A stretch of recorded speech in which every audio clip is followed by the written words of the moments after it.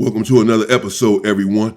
Let's head back to the Los Angeles County Jail, where Big E Mac from Denver Lane Bloods, well, he indeed put down a demonstration on two individuals from East Coast Crips. Now, Big E Mac was running the module pretty much, at least for the Bloods, at this juncture.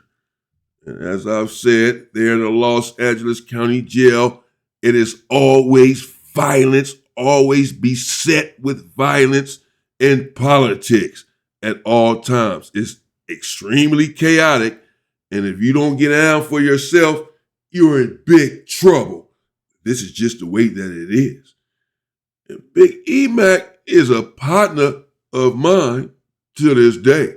In fact, when I paroled from Centinela State Prison, April 19th, 2022, I was on the yard with Big E Mac. That's my guy. We were doing all kind of business together, etc. And he's a partner of mine still. Some people didn't even like that.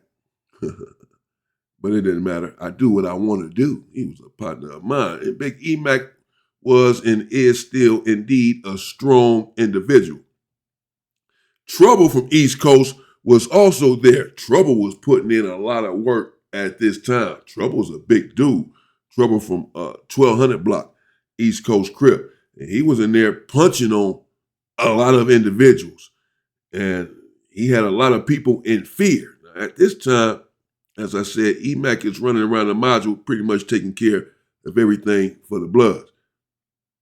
I was sitting there in the day room one day with E-Mac, and Trouble from East Coast and his cronies come marching into the day room. There's about 6 of these individuals.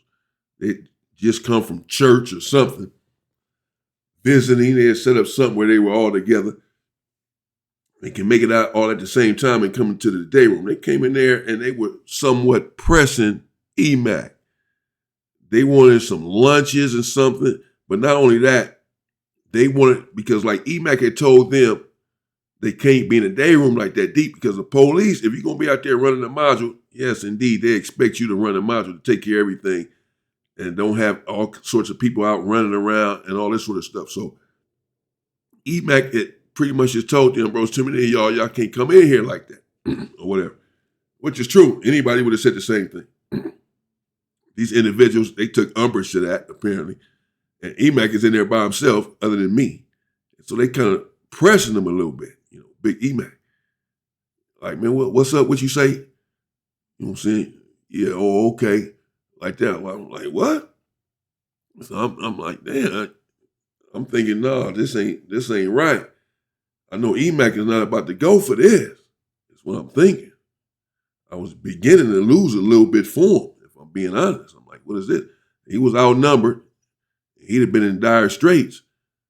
Still, I expected a bit of a different response. Nevertheless, E-Mac indeed had a plan the entire time, which indeed changed my mind about the whole situation when it was all said and done. Because when these individuals ended up walking out of the day room after somewhat calling themselves semi-softly pressing E-Mac, E-Mac immediately, I looked at him, and he looked at me. He immediately said, oh, no, I got something for him, bro. I got something for him. I'm finna squabble these dudes down. I'm finna catch them in the day room one by one and beat the, you know what out of them. Okay, that's what I'm talking about. I know something wasn't right. I knew you had some type of plot that you had already orchestrated in your mind. He's out running the module so he can get these individuals' doors hit anytime that he wants to. And he began to execute his plan rather quickly.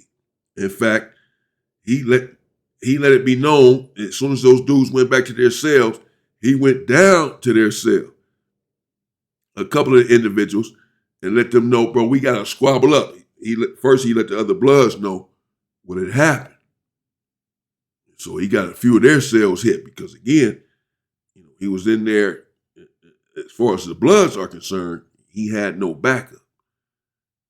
It's 5 or 6 Crips that then walked up in there and soft pressed them. he wants to make sure now he has some security with him, some backup, in case 5 more individuals want to press up on him. He's not going to let that happen. So he got some blood cells hit, and they all in the day room. Nothing but bloods. I mean, yeah, he's out here running the module. He got the blood cell hit. They in the day room. He going out of the East Coast cells, and he let them know, bro, we got to squabble up. Y'all come in there and try to press me when I'm in there with no backup and all that. Y'all 5 or 6 of y'all pressing up on me and all that. Let's see what y'all can do by yourself. Let's see how tough y'all are by yourself, bro. Squabble up. Emac is a big individual. He's not a small dude. He got some height on him. He's pretty tall, dark skinned, and he sized up. He sized up for sure. So he in there working out, he sized up. And he's in there squabbling. He's unafraid to fight. They caught him off guard, caught him slipping, tried to press him. He played it smooth, got out of the situation, and now he's looking to avenge that situation. Now, of course, these individuals, they cannot back down. Once he comes to their cell and says, squabble up, man, we got to handle that. Y'all done came up in there and pressed up on me. Now, he's about to get their cells hit, essentially, one at a time. Again, he's not about to let 5 and 6 of these dudes out to press him like that again. But he has a few of his boys in there. So he went on, got 2 of the dudes' cells hit, and brought them to the day room. So we finna squabble up one by one. Like, all right, man, the dudes from East Coast, it's like, all right, it's all good. They didn't back down. But, I was thinking at least one of them was about to get demolished in there because Emac was upset, and he's a rather strong individual physically. And I'm thinking that this other dude doesn't have a chance in hell. I was correct. They went in there, and he went up against Emac first. The other dude, there's 2 of the dudes from East Coast in the day room. There's about 5 bloods in there.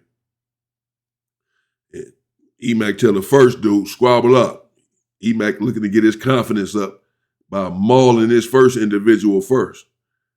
Because he already knew he had no shot. And he got up in there. He got up in there, though. Young dude from East Coast. He put his dukes up, and he got up in there. He just didn't last long. Emac hit him with a 2, maybe a 3-piece. Boom, boom, boom. And he hit the ground hard. I'm talking about hard. You heard a thud. Pow. You look down, he's right there. He started holding his jaw like it's not looking good. His jaw is looking loose. I'm thinking this is not good. Emac telling him, go get up. He didn't, he could have tried to rush him while he was down there, stomp him or whatever. There's only one other dude in there. There's plenty of bloods. But he played it fair, bagged up, told him, go on, get up, bro, get up. It's all good, get up. But it ain't over. Emac basically saying, we got to squabble. I ain't letting you off that easy because you didn't hit the ground. But East Coast, he's not looking for an escape. Tell you the truth, he got back up and rushed back up in there and got hit one more good time. Bam! With a good right. Bam! Emac hit him. Bam! And he went down. Boom! I was like, oh, man. It's over now. Somebody just throwing a white flag. Get this guy out of here. Maybe the other dude, he has a chance. I gave him a 30% chance or something, especially since Emac had already had the first fight, and he's about to go back-to-back with these dudes. I'm thinking, okay, it wasn't that long in the first fight, but it's still a fight, and he still had to throw punches and all that. The other dude is fresh. I'm thinking, okay, that gives him a slight advantage as well. He has a little size on him as well. Not as big as Emac, but he has a little size. And I thought that he had a lot of heart, this particular individual. So I'm thinking, okay, I don't know about this one, Emac. He might get in there on you. He got up, threw his dukes up. E-Mac, he ready, bro, because he had taken it personal. And now he got his guys in there. He ready to show out and let these dudes know don't ever try that again. So he threw him up. Other dude threw him up, and they started squabbling. And dude was, as suspected, hanging in there for a minute. He was. He hit E-Mac with a couple of punches. Boom, boom. He in there. They going back and forth for a while. They chunking him.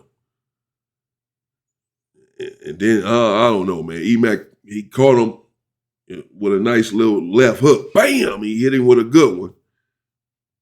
I think East Coast was tiring out some. He was huffing and puffing because they was wrestling a little bit and they throwing punches up close on each other as they up close wrestling and throwing punches still. Nobody's breaking it up. They just letting them squabble. It's going on for a little while. He hanging way longer than the first dude did. But I'm thinking, he's tiring out some. You can almost hear him breathing. E-Mac, he been working out. He's in shape. So I'm thinking, it's only a matter of time now before he goes down because he's tiring out. He's cooked. He's about to get cooked. And then E-Mac hit him with the left. Bam! He was already wobbly and tired. And he hit the ground. Bam! Went straight down to his knees. You know what I'm saying? He was down on his knees for a minute. Just had his hand up like that. But E-Mac wasn't trying to hit him or nothing no more while he was down there. Once again, he bagged up and told the dude, go on, get on up. It's all good. East Coast like, all right, just give me a minute. Just give me a minute. I need a little break. Now, sometimes individuals, they're not going to allow that for you to take a break and take a breather and go drink some water and go eat a soup and all of this. And then come back and finish the fight. Nah, man. I'm in my mode right now. I'm turned up. My adrenaline is going. My energy is there. You disrespecting me.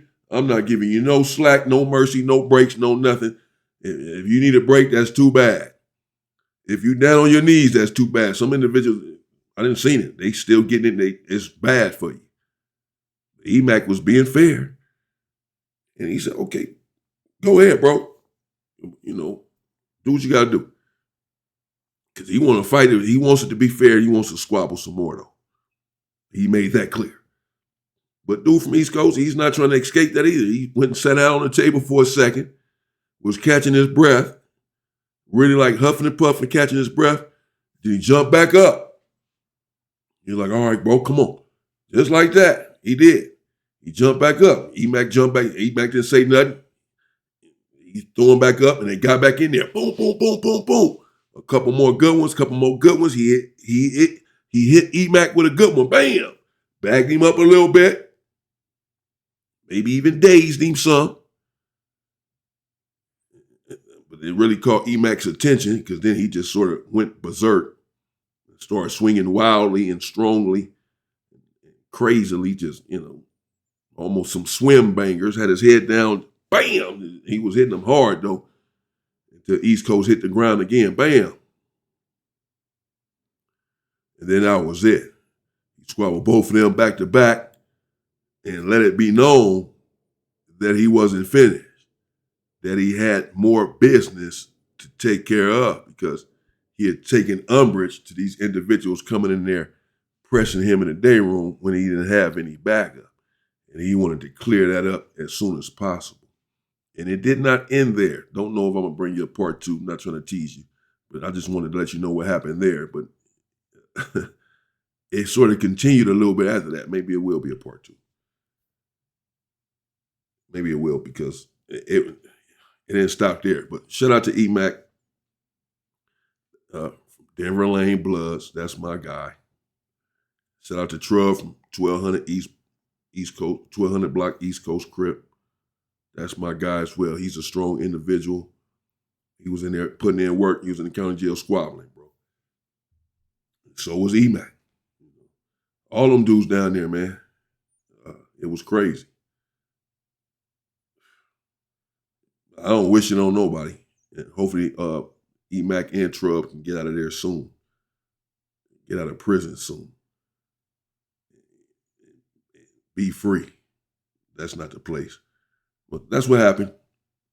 Little disrespect. They squabbled up. E-Mac wasn't going for it. He didn't back down. And he's a big dude. He's a strong dude. And he's a squabbler. He's been squabbling, so he know how to fight. He took care of business. But the East Coasters, again, they took care of business. They wasn't scared. They got in there with the big guy and tried to handle their own. They did. They didn't back down because they were not with the group or with their homeboys and all that. They were like, okay, we going there without them and squabble you down, homie. And they went there to squabble them. So I give them credit too. Stay safe and stay free, people.